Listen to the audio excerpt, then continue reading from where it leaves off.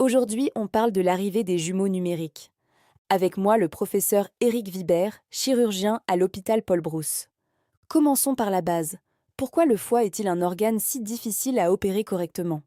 Le foie est un organe mou, tridimensionnel et déformable, coincé dans un espace contraint.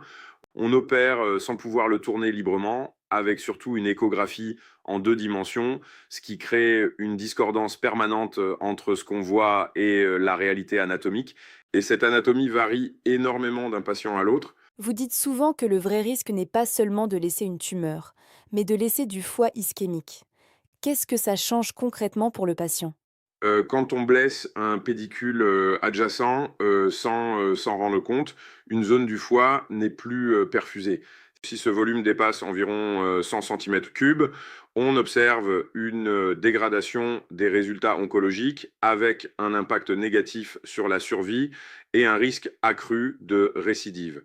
L'ischémie déclenche des facteurs biologiques protumoraux et ça, c'est un prix que le patient paye plus tard. Les chirurgiens japonais sont souvent cités comme référence. Qu'est-ce qu'ils font différemment? Ils planifient tout avec des reconstructions tridimensionnelles systématiques et une obsession du détail. Ils acceptent d'opérer plus lentement pour ne laisser aucun gramme de foie ischémique. Certains passent jusqu'à 6 heures à dessiner l'anatomie avant d'entrer au bloc, ce qui est culturellement difficilement transposable chez nous. Et malgré 25 ans d'expérience, vous dites que l'erreur anatomique reste possible?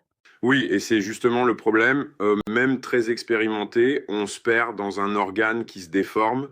Et la réalité augmentée en temps réel? En pratique, ça ne marche pas encore.